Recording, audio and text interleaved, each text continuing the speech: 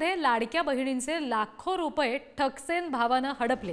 नांदेडमध्ये 71 खोटे फॉर्म भरून ठकसेन भावानं 3,19,000 रुपये हडपलेले आहेत। लाडक्या बहिणीचे पैसे भावाच्या खात्यात गेलेत। ई सेवा केंद्र चालकाचा हा सगळा प्रताप आहे।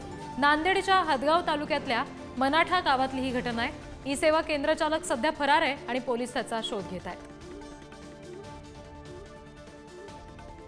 या सगळ्या संदर्भात आणखी तपशील घेणार आहोत। प्रतिनिधी अजिंक्य घोंगडे आपल्याशी जोडले गेलेले आहेत। अजिंक्य, हा केंद्र चालक नेमका आता कुठे आहे, त्याचा तपास लागलाय का आणि कसं नेमकं या सगळ्या संदर्भात त्यांनी ठकवण्याचा प्रयत्न केला इतक्या मोठ्या रकमेसाठी?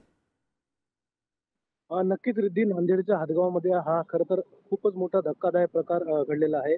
लाडक्या बहीण योजनेअंतर्गत एका केंद्र चालकाने अनेक लाडक्या बहिणींची फसवणूक या माध्यमातून केलेली आहे। रोजगार हमी योजनेअंतर्गत येणाऱ्या अनेक योजनेमध्ये या केंद्र चालकाने अनेक महिला मुलींचे आधार कार्ड तसेच पॅन कार्ड घेऊन जी ही रक्कम परस्पर आपल्या खात्यावर वळवून घेऊन लाखो रुपयाचा जो आहे तो घोळ या ठिकाणी घातलेला आहे।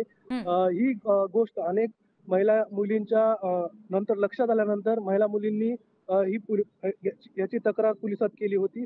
त्यानंतर हा सर्व प्रकार उघडकीस आला आहे। सध्या तरी हा आरोपी फरार असल्याचं बोललं जात आहे।